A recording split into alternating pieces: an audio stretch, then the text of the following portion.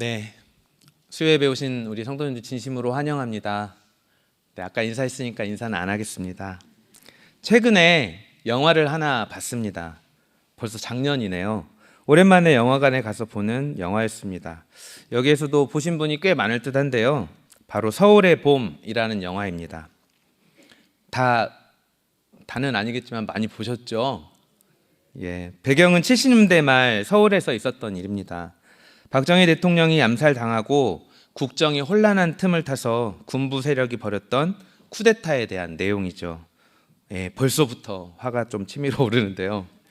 아무튼 극중에 그 반란군의 수괴였던 전두광이라는 사람이 반란에 성공할 수 있었던 가장 큰 이유는 바로 군부 여기저기에 흩어져 있었던 하나의 세력들 덕이었습니다.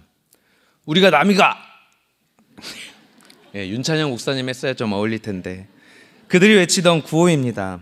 그들은 자신들의 어떤 출세와 성공에 눈이 멀어서 진리와 또 명분을 배반한 자들이었습니다.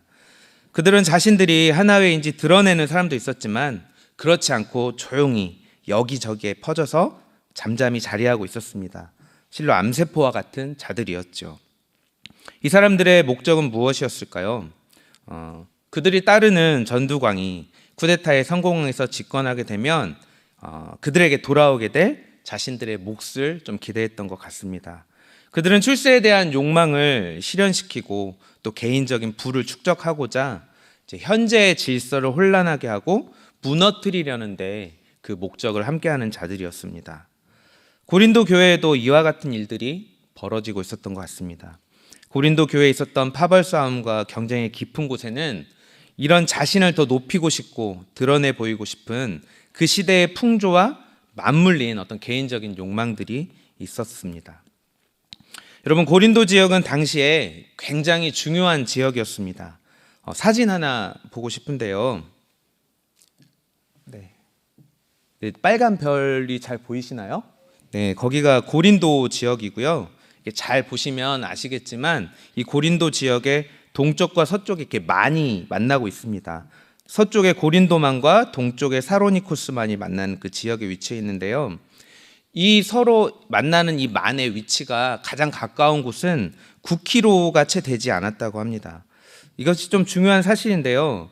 당시 무역에 있어서 이렇게 이 동쪽과 서쪽을 오가는 상인들에게는 무역할 수 있는 길이 두 가지가 있었다고 합니다. 저기 밑에 또 제가 말레이 봉이라고 써놨는데 말레아군요. 네, 말레아 봉이라고 써놨는데 거기를 이렇게 남쪽으로 우회를 하는 경로와 아니면 이 만과 만 사이를 맞닿은 그 짧은 그 육지를요 육로로 통과하는 그런 경로가 있었다고 합니다. 비교적 가벼운 화물선 같은 경우에는요 이 육로를 가로지르는 길을 디올 코스라고 하는데요. 이 길에다가 통나무를 깔아가지고 좀 가벼운 배들은 거기 얹어가지고 이제 배로 가는 것이 아니라 땅으로 길로 이렇게 운반해서 이 지역을 이렇게 가로지를 수 있게 만든 도로라고 합니다. 남쪽으로 우회하는 그 방법보다 이제 가격이 비쌌지만 시간을 단축할 수 있고 또 항해를 오래 하는 위험도 피할 수 있어서 많은 상인들이 이 경로를 이용했다고 합니다. 당연히 이 고린도에는 이런 통행료와 또 많은 관세들 이런 것들을 거둘 수 있었겠죠. 또 고린도는 많은 관광객이 찾아오는 도시였습니다. 당대에는 올림픽과 더불어 이스트무스라는 경기라는 것이 있었는데요. 그 인기가 대단했다고 합니다. 이 경기가 고린도에서 열리는데 그때면 로마 전역에서 사람들이 몰려들었다고 합니다. 이처럼 고린도는 관광객을 비롯해서 또 여러 상인들 또 이들을 대상으로 먹고 살아가는 사람들로 정말 많은 인구가 모이는 그런 도시였다고 합니다. 마치 70년대에 많은 사람들이 기회의 땅인 서울로 모여들었던 것처럼 많은 사람들이 저마다의 성공을 꿈꾸면서 저마다의 꿈을 안고 찾아오는 그런 도시였습니다. 또 혹은 사람들 가운데 자신의 열심과 노력으로 그 꿈을 이루는 사람들도 있었을 것입니다. 따라서 이곳의 분위기는 굉장히 좀 이렇게 바빴겠죠. 경쟁적이고 또 사업과 경제적인 번영에 좀 민감한 그런 분위기가 있었을 것 같습니다. 사람들은 성공을 지상 최고의 목표로 삼았고 그것을 이루기 위한 욕구로 가득했을 것입니다. 사람들은 종종 이렇게 경쟁에서 이기기 위해서 규칙과 질서를 또 무시하기도 했고요.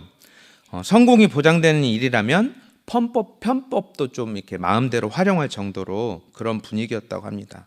또 이때 당시에는 후견 제도라는 것이 있었는데요. 사회적으로 좀 능력이 있거나 영향력이 있는 사람과 관계를 맺으면서 그 사람의 영향력을 힘입어서 내가 그걸 힘입어 더 빠르게 성공하고자 했던 그런 문화를 말합니다. 이런 고린도의 분위기나 문화는요, 그대로 고린도 교회에까지 영향을 주었던 것으로 보입니다. 고린도 교회 대부분의 성도들은 예수님을 믿기 전에 이런 문화 가운데서 자신의 성공을 향하여 달려가던 사람들이었을 것입니다. 예수를 믿기는 했지만 그들은 여전히 세상을 살아가는 그 방법대로, 그 방식으로 살아가고 있었습니다. 교회 공동체 안에서도 동일한 태도를 가지고 살았기 때문에 예수님의 가르침과는 여기저기에서 좀 충돌하는 현상이 발생했을 것입니다. 여러분, 이런 질문을 해보신 적 있으신가요? 우리가 지금 모여서 이렇게 예배도 드리지만 과연 교회는 무엇인가? 교회에 대한 정의가 무엇일까? 이런 질문, 이런 생각 해보신 적 있으십니까? 좋은 교회에 대한 열망이 가득하죠. 또 건강한 교회, 또 이야기도 많이 되고 또 사람들이 많이 찾아다니는데 과연 이 좋은 교회, 건강한 교회는 무엇을 말하는 것일까요? 아무런 문제와 갈등이 드러나지 않는 교회가 좋은 교회일까요? 아니면 그때그때 우리의 어떤 목적을 완수하기 위해서 필요에 의해 모였다가 딱 흩어지는 이런 효율적인 것이 건강한 교회일까요? 아니죠. 우리는 모두 다 알고 있습니다.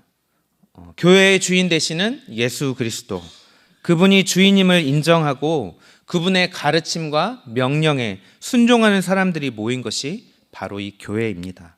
그리스도를 주인으로 모신 사람은 옛사람의 모습을 단호히 거부하고 예수 그리스도의 그 새로운 정체성으로 다시 자라나가는 사람들입니다. 그런 사람들이 모인 곳이 바로 이 교회입니다. 그렇다면 이런 건강하고 좋은 교회를 만들기 위해서 우리는 어떻게 살아야 될까요? 오늘 말씀을 통해서 우리는 몇 가지 방법을 좀 같이 보고 싶습니다. 첫 번째, 오늘 말씀은요, 세상의 풍조를 따르지 말고 예수 그리스도의 가르침을 따라라 라고 말씀하고 계십니다. 우리 함께 3절 말씀 읽어보면 좋겠는데요. 읽겠습니다. 너희는 아직도 어찌 육신에 속하여 사람을 따라 행함이 아니리요. 바울은 고린도 교회 성도들을 향하여서 너희는 육신에 속한 자다라고 말합니다. 이 고린도전서를 편지를 시작할 때 바울은 고린도 교회에 문제가 있었는데 그거의 하나로 이 고린도 교회 분열에 대해 이야기합니다. 고린도 교회 안에 있는 이 분열은 십자가에 달리신 그 예수님의 복음과는 공존할 수 없는 것이었습니다. 십자가의 복음은 세상이 지향하는 인간적인 가치와는 전혀 함께할 수 없는 것이기 때문입니다. 바울은 예수 그리스도에 대한 복음이 그동안 성도들이 진리로 여기며 쫓아가던 어떤 세상의 지혜, 그리고 힘, 영광을 헛되고 무가치한 것으로 만든다라고 이야기했습니다. 그리고 참된 지혜는 예수 그리스도를 믿음으로써 성령을 받은 영적인 사람들만 이해할 수 있고 또 받을 수 있는 것이라고 소개하고 있습니다. 그러나 반면에 고린도 교회 현실은 전혀 달랐죠. 고린도 교회 성도들은 스스로를 영적인 사람이다라고 평가했지만 사실 그들은 전혀 영적인 사람이 아니었습니다. 그들은 여전히 세상 사람들이 쫓아가는 그런 가치를 쫓아가고 있던 사람들이었습니다. 바울이 처음으로 그들에게 복음을 전할 때도 이는 마찬가지였습니다. 그들은 복음을 받아들였고 예수님을 믿어서 구원을 얻었지만 그들이 살아가는 삶의 모습과 태도는 여전히 복음과는 어울리지 않는 삶이었습니다. 바울이 성도들을 육적이라고 판단하는 그 정확한 근거는 그들 안에 있었던 경쟁과 분쟁 때문입니다. 교회 안에서 발생한 이 경쟁과 분쟁은요, 지금 그들이 사람의 기준으로 행동하고 있다는 것을 보여주는 증거가 됩니다. 고린도 교회 안에 있는 이 갈등과 분열은 사람을 자랑하는 욕망 때문입니다. 앞서 이야기한 대로 당시 이 고린도 지역에서는요, 유명한 사람과 관계를 맺고 그 관계를 힘입어서 나의 가치가 높다, 또 내가 성공하고 싶다라는 어떤 그런 분위기가 팽배했습니다. 고린도 교회 성도들도 가치 있는 것이나 가치 있다고 여겨지는 사람에게 마음이 끌리고 그들과 조금이라도 연결되고 싶어서 애썼던 것 같습니다. 반면에 그렇게 하지 않는 사람들이나 또 그것을 이렇게 중요하게 생각하지 않는 사람들을 향하여서는 그들을 평가절하하고 그들을 상대도 하지 않으려는 그런 태도를 보였습니다. 이런 세속적인 조건은 아무런 조건 없이 은혜로 그들을 불러주시고 용납해 주신 하나님의 복음과는 모순되는 것입니다. 하나님은 은혜로 그리고 어리석은 그 십자가의 메시지로 고린도의 성도들을 부르셨습니다. 그리고 그 사실을 통하여 여태껏 그들이 따르고 의지하던 세상의 것들이 가치 없는 것이다 라고 모두 폐기하셨습니다. 우리 시간 고린도전서 1장 27절에서 28절을 함께 읽겠습니다. 그러나 하나님께서 세상에 미련한 것들을 택하사 지혜 있는 자들을 부끄럽게 하려 하시고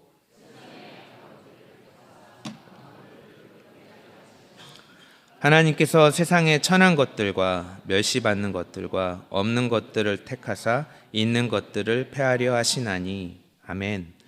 그런데 이렇게 은혜로 선택되고 용납된 하나님의 백성들이 여전히 교회 안에서 서로 경쟁하고 분쟁합니다. 이는 그들이 여전히 무력하게 세상의 가치에 이리저리 휘둘리고 있다는 것을 보여줍니다. 바울은 이 사실을 보며 굉장히 분노합니다. 바울은 그들의 미성숙한 상태를 딱 집어서 꼬집기 위해서요, 실제로 고린도 교회에 문제가 되는 부분을 직설적으로 언급하고 있습니다.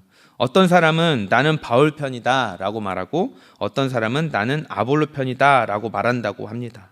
성경은 여러 군데에서 교회는 하나님의 몸이다 라고 밝히고 있습니다. 교회가 여러 가지 파벌로 나뉘는 이런 행태는 한 분 그리스도를 섬기고 또 그 그리스도의 이름으로 세례를 받은 성도들의 정체성에는 어울리지 않는 것입니다. 바울이 되었든 아볼로가 되었든 그들이 성도들을 위해서 십자가에 달린 것도 아닙니다. 그들이 바울과 아볼로의 이름으로 세례를 받은 것도 아닙니다. 그런데 그들은 예수 그리스도보다는 눈에 보이는 지도자를 더 내세웁니다.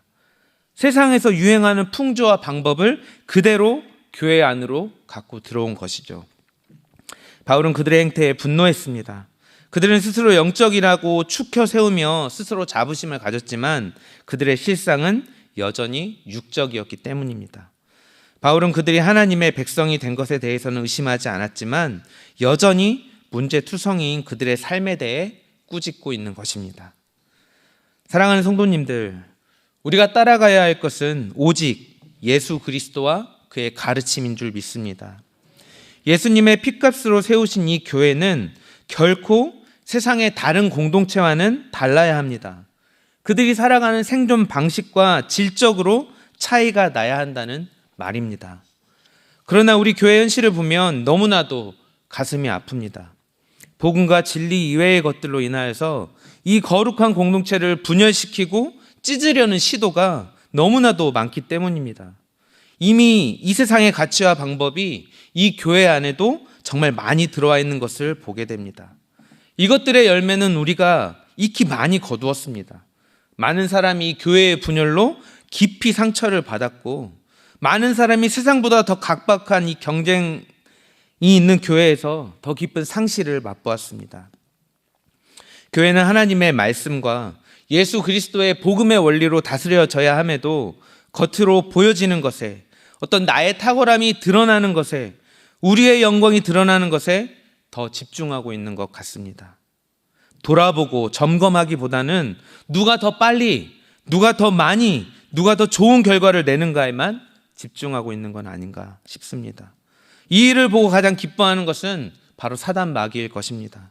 이 일을 통하여 마음을 찢으며 괴로워하는 분은 바로 우리 하나님이십니다. 사랑하는 성도님들, 우리는 진리와 복음 외에는 철저하게 미련해지기로 이 시간 결정했으면 좋겠습니다. 그것이 비록 내가 약하게 보여지더라도, 그것이 비록 내가 미련하고 어리석게 보일지라도 우리 주님을 위해 기꺼이 그 모든 부끄러움과 어리석음을 나의 것으로 끌어안는 그런 은혜가 이 밤에 있으시기를 원합니다. 하나님을 우리의 안정감으로 삼으면 이런 부끄러움과 어려움에도 우리는 흔들리지 않을 것입니다. 예수님께서 몸소 보여주셨던 것처럼 우리도 그 예수님을 닮아 철저하게 낮아지고 또 철저하게 순종하고 또 철저하게 헌신하여서 이 몸된 공동체를 온전하게 세워가기를 원합니다. 예수님이 가르치신 그 진리만을 따라가는 저와 여러분, 우리 교회가 되기를 간절히 바랍니다. 두 번째는 교회는 오직 예수 그리스도를 중심으로 존재해야 한다는 것입니다. 우리 고린도전서 3장 11절 함께 읽도록 하겠습니다. 이 닦아둔 것 외에는 능히 다른 터를 닦아둘 자가 없으니 이 터는 곧 예수 그리스도라. 아멘. 고린도 교회의 이 분열은 좀 특정 지도자의 이름을 내세우는 방식으로 나타납니다. 이는 사역자에 대한 위상이나 역할을 좀 오해한 결과였던 것 같습니다. 바울은 이를 바로잡기 위해서 그 지도자들의 위치와 역할을 다시 한번 정확하게 고린도 성도들에게 설명합니다. 우리 6절에서 7절 함께 읽도록 하겠습니다.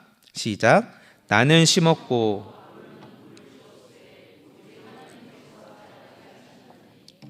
그런즉 심는 이나 물 주는 이는 아무것도 아니로되 오직 자라게 하시는 하나님뿐이니라. 아멘. 이 바울의 논리는요, 요약하자면 자신이 되었든 아볼로가 되었든 성도들이 그 이름을 앞세워서 서로 편을 가를 만큼 무게 있는 그런 비중 있는 인물들이 아니라는 것입니다. 각자가 고린도 교회에 대해서 수행했던 어떤 역할이 있기는 했지만 그들의 이름을 따라 어떻게 이렇게 파벌로 나뉠 만한 그럴 만큼의 위인들이 못 된다라는 것입니다. 물론 예수님을 인간 지도자처럼 눈으로 볼 수 없다는 것이 정말 우리에게 있어서는 참 어려운 점입니다. 그분은 몸으로 존재하지 않으시기 때문에 우리가 그분을 위해서 뭔가 이렇게 직접 해드릴 만한 것이 많이 없습니다. 우리 이런 간절한 마음이 있지만 이런 마음을 종종 쉽게 보이는, 눈에 보이는 교회의 지도자들에게 향하는 것 같습니다. 마음과 입으로는 주님을 고백하지만 손과 발은 보이는 지도자에게 충성할 때가 많은 것 같습니다. 몸이라는 실체를 가진 우리는 이 신앙과 믿음이 가진 추상성을 너무 견디기 힘들어하는 것 같습니다. 그래서 눈앞에 있는 지도자에게 우리의 마음을 둘 때가 너무나 많은 것이죠.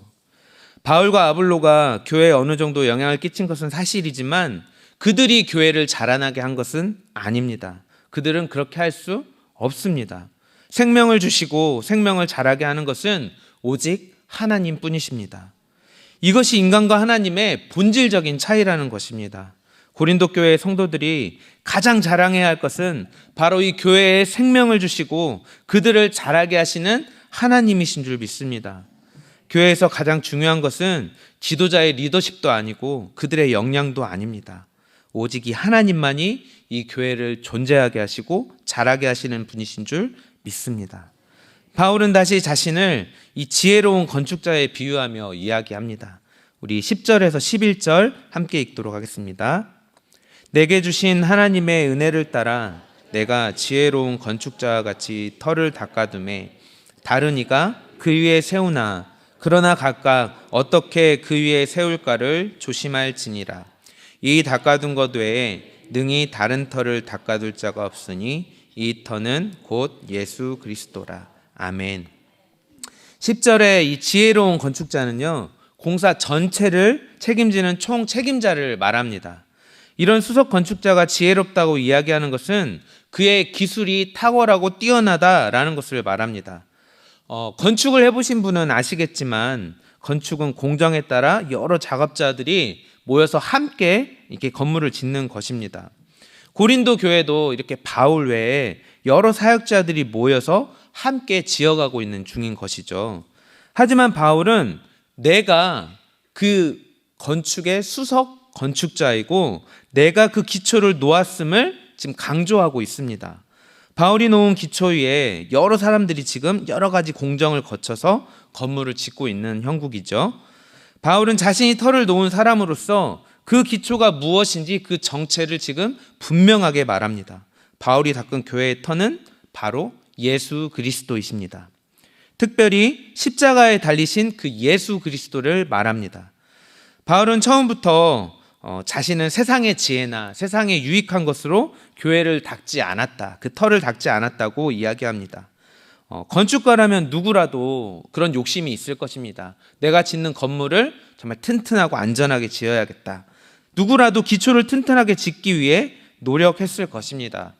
여러 가지 공법들이 있겠죠. 좋은 공법이 나오면 당연히 자신의 건축에 적용했을 것이고, 당시에 유행하던 공법이 있다라면 그것을 이용해서 기초를 놓았을 것입니다. 그렇지만 바울은 당시에 미련해 보이고 또 어리석어 보이는 예수 그리스도로 그 기초를 닦았다고 이야기합니다. 즉 바울의 의도는 예수가 아닌 그 어떤 것도 교회의 기초가 되어서는 안 되고 또 될 수도 없다라고 이야기하는 것입니다. 특별히 바울은 이 기초 위에 다른 이들이 건물을 세운다라고 말합니다. 이 다른 이들은 아볼로나 베드로와 같은 다른 지도자들일 수도 있겠죠. 이와 함께 또 교회를 세우는 일은 어떤 이런 특정 사역자뿐만 아니라 모든 신자의 몫이라고도 지금 바울은 보고 있습니다. 바울은 자신이 선포한 십자가의 예수 그리스도만이 이 교회의 유일한 기초라고 이야기합니다. 따라서 교회에 속한 모든 사람은 이 기초에 걸맞는 그런 건축물을 세워 올려야 합니다. 교회 안의 모든 구성원이 그 삶이나 행동이 십자가의 예수 그리스도라는 기초에 맞추어져야 한다라는 것을 말합니다. 바울은 인간적인 어떤 지혜나 멋진 수사학에 기대어 자기 과시 대신에 십자가에 달리신 그 예수 그리스도만을 선포했습니다. 따라서 예수 그리스도를 기초로 교회를 세운다는 것은 세상의 헛된 가치들에 대한 자랑을 버리고 하나님의 능력과 모든 지혜의 근원이신 예수님만을 자랑하고 한 분 예수님을 향한 믿음으로 똘똘 뭉친 그런 거룩한 공동체를 세우는 것을 지금 말하고 있는 것입니다. 사랑하는 성도님들, 우리가 다니는 이 교회, 우리가 선택한 이 교회, 이를 선택함에 있어서 우리는 그 가장 큰 이유를 어디에 두었습니까? 누군가는 교회의 분위기를 본다고 하기도 하고, 누군가는 교회의 건물이 얼마나 편리하고 좋은가를 본다고도 합니다. 그러나 대부분의 사람들은 교회를 선택할 때 담임 목사님이 얼마나 말씀을 탁월하게 전하는지, 또는 담임 목사님의 성품이나 인품이 어떤지를 가장 큰 이유로 둔다고 합니다. 맞는 말이죠. 하나님의 말씀을 대언하는 사람이 탁월하고 유능하게 말씀을 전해야 하는 것은 중요한 것입니다. 또 교회를 이끄는 리더의 성품이나 인품 또한 굉장히 중요한 일입니다. 그러나 교회의 본질은, 지금 바울이 말한 이 교회의 본질은 어떤 지도자나 사역자의 어떠한가는 전혀 상관이 없다고 말하는 것입니다. 때로는 누군가의 수고와 헌신에 이 교회의 의미를 부여하는 사람들도 있습니다. 내가 이 교회를 위해서 어떤 헌신을 했는데, 내가 교회를 위해 얼마나 많은 노력을 했는데, 이런 분들에겐 교회의 기초는 예수 그리스도가 아니라 자신의 수고와 헌신일 것입니다. 사랑하는 성도님들, 교회는 특정 인물에 의해 존재하는 것이 아닙니다. 몇몇 사람의 수고와 헌신, 그 책임에 기생하여 존재하는 수준의 것이 아니라는 말입니다. 교회는 예수 그리스도를 머리로 하는 그분의 몸된 우리가 함께 일구어 나가는 것인 줄 믿습니다. 우리 모두에게 이 공동체에 대한 책임과 의무가 있다는 것을 꼭 기억해야 합니다. 교회를 구성하는 모두의 정체성이 이 예수 그리스도 위에 세워진다면 교회는 그 어떤 일에도 쉽게 흔들리지 않을 것입니다. 우리는 주위에서 이런 것들을 많이 바라봅니다. 어디 교회에 갔더니 그 교회의 담임이라는 사람이 어떤 비리가 있다더라. 또 어디 교회에 갔더니 그 교회의 어떤 지도자라는 사람이 어떤 문제가 있다더라.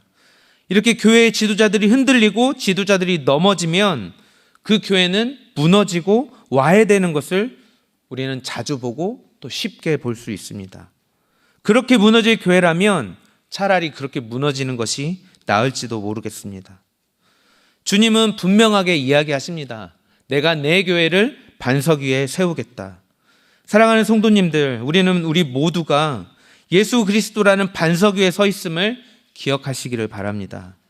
이 기초가 우리의 반석으로 든든하게 우리를 지탱해 준다면 우리는 그 위에 어떤 모습으로 집을 지어도 흔들리지 않을 것입니다. 오직 교회의 기초는 예수 그리스도이심을 분명히 기억하시길 바랍니다. 그 어떤 것도 이 교회의 기초가 될 수 없습니다. 든든한 반석 위에 하나님은 자신의 풍성함에 따라 더 다양하고 다채로운 교회를 세워 가실 것입니다. 이 더 온누리 교회가 그렇게 되었으면 좋겠습니다. 세 번째로 우리가 살펴본 것은 교회인 우리는 바로 예수 그리스도의 것이라는 것을 기억해야 한다는 것입니다. 이 시간 3장 16절을 함께 읽도록 하겠습니다. 너희는 너희가 알지 못하느냐. 아멘. 바울은 이스라엘 백성에게 너희가 하나님의 성전이다 라고 말합니다. 바울이 이 말을 고린도 성도들에게 했을 당시는요, 예루살렘에 성전이 온전하게 있던 때입니다. 그곳에서는 매일 2차례씩 백성들의 죄를 위한 제사가 드려졌습니다. 당시의 유대인들은 성전에 하나님께서 계신다고 생각했기 때문에 이 성전을 굉장히 중요시했고 또 거룩하게 여겼습니다. 여전히 수많은 유대인들은 이 예루살렘으로 순례를 해야만 했습니다. 이러한 배경에서 바울은 그 유대인들과 이방인들이 있는 이 고린도 교회에 너희가 바로 성전이다 라고 지금 말하고 있는 것입니다. 바울은 이를 통해서 지금 실제로 존재하는 예루살렘의 성전을 폐지하고 모든 그리스도인들이 또 다른 성전이 되었다라고 선언하고 있는 것입니다. 여러분, 이슬람 교도들은 그들의 성지인 메카를 굉장히 중요하게 여기고 존중한다는 것을 다 알고 계실 것입니다. 그 이유는요, 제가 조사해 보니까 메카에 있는 그 검은 돌 아시나요? 많이 이렇게 성지순례하는 사람들 사진 보면 중앙에 네모로 이렇게 검은 돌이 있는데요.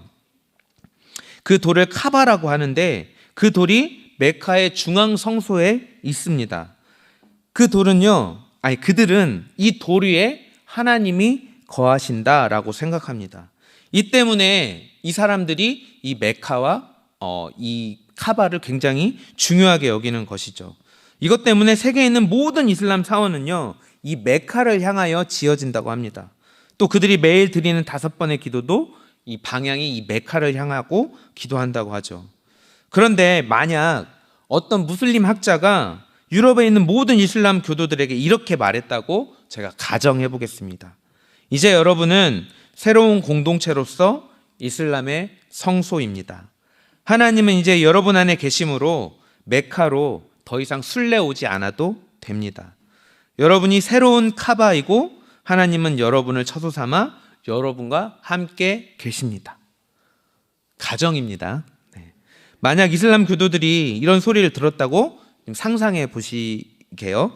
만약 그들이 이러한 관점을 진짜로 받아들인다면 그들의 삶의 모습은 지금과는 완전히 달라질 것입니다. 그들은 일생일대 한 번은 성지를 순례해야 한다고 믿고 또 그렇게 행하고 있죠.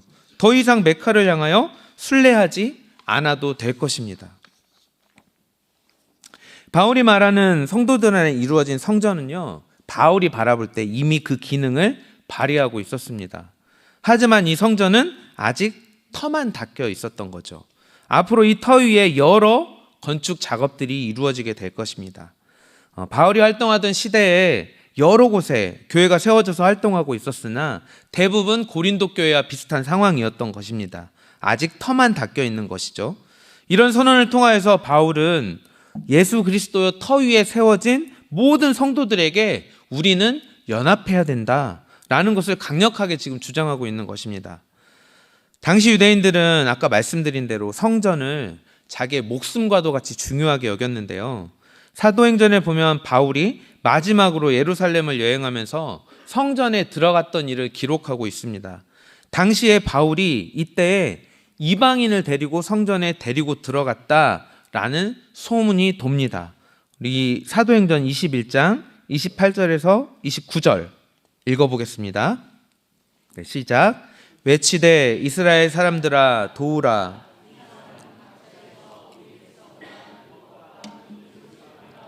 모든 사람을 가르치는 그자인데 또 헬라인을 데리고 성전에 들어가서 이 거룩한 곳을 더럽혔다 하니 이는 그들이 전에 에베소 사람 드로비모가 바울과 함께 시내에 있음을 보고 바울이 그를 성전에 데리고 들어간 줄로 생각함이로라.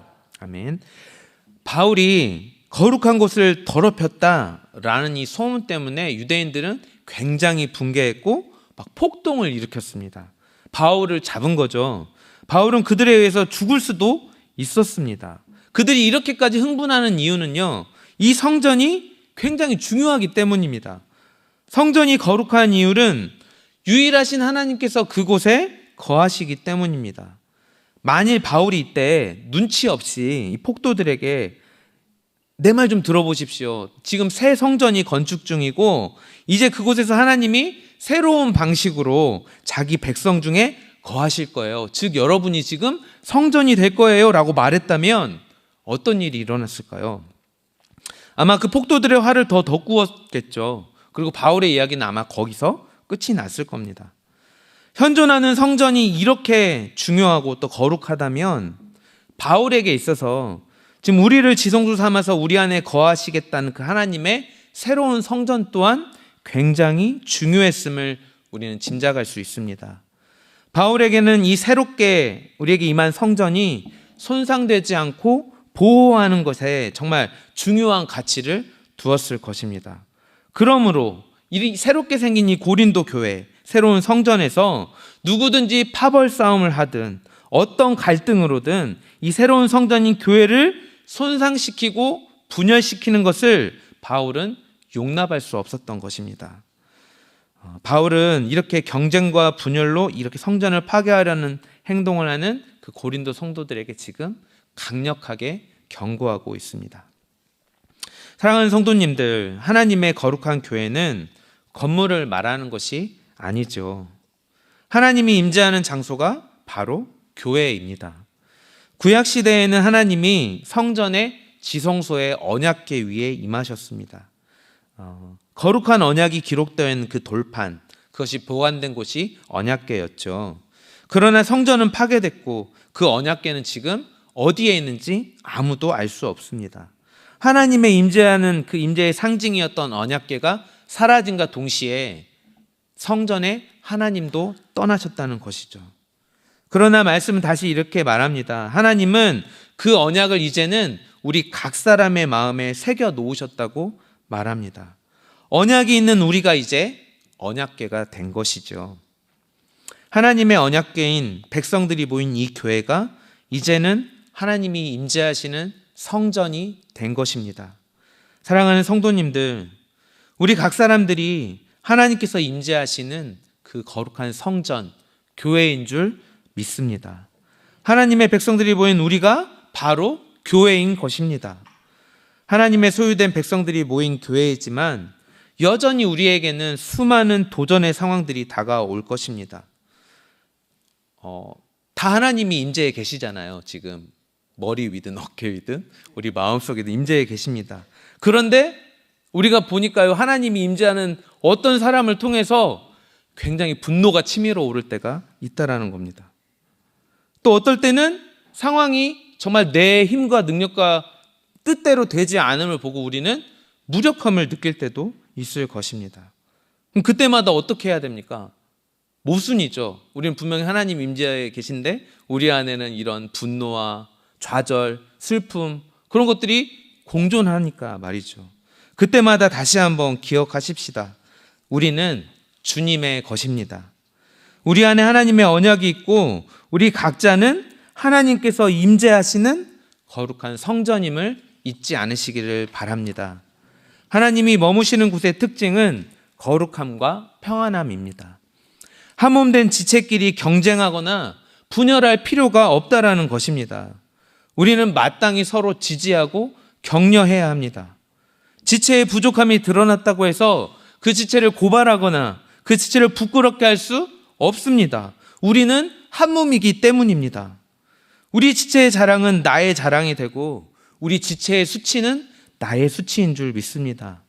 지체의 자랑스러움은 함께 기뻐하고 함께 즐거워하면 되지요. 지체의 연약함은 어떻게 해야 합니까? 내가 가려주고 또 그 지체의 연약함이 강하여질 수 있도록 도우면 되는 것입니다. 사랑하는 성도님들, 우리는 한 몸이라는 것을 꼭 기억하기를 원합니다. 하나님께 속한 한 몸임을 다시 한번 꼭 기억할 수 있기를 간절히 원합니다. 교회는 거룩하게 구별된 공동체입니다. 교회의 존재 방식은 세상의 것과는 달라야 합니다. 세상이 아무리 세련되고 효율적인 방법을 쫓아간다고 해도 우리가 그것을 따를 필요는 없습니다. 우리가 따른 예수 그리스도의 복음은 본질적으로 세상이 추구하는 것과는 다른 것이기 때문입니다. 우리는 오직 예수 그리스도의 가르침만 따라가는 공동체인 줄 믿습니다. 또 교회는 오직 예수 그리스도를 기반으로 존재해야 함을 기억하시길 원합니다. 예수 그리스도만이 우리의 중심입니다. 다른 어떤 것도 이 교회의 기초일 수 없고 또 기초가 되어서도 안 됩니다. 오직 예수님만을 우리의 반석으로 그의 아름다운 교회를 만들어가는 저와 여러분, 우리 더운우리교회 되기를 간절히 원합니다. 마지막으로 우리는 우리 자신이 하나님의 성전이고 하나님의 소유임을 기억하시길 원합니다. 하나님의 성전에는 하나님의 임재가 있습니다. 하나님의 임재가 있기 때문에 우리는 거룩하고 귀한 존재가 되는 것입니다. 세상 그 누구도, 세상 그 어떤 것도 하나님이 임재하신 이 성전을 무너뜨릴 수 없습니다. 세상 그 어떤 것도 하나님의 이 소유된 교회를 넘어뜨릴 수 없다라는 것입니다. 우리는 우리의 존재를 기억하며 우리 안에 다가오는 모든 갈등과 분열을 뛰어넘기를 간절히 원합니다. 하나님께서는 자신의 교회를 이곳에 직접 지어 가실 것입니다. 이 시간 이 말씀 기억하고 또 붙들기를 원합니다.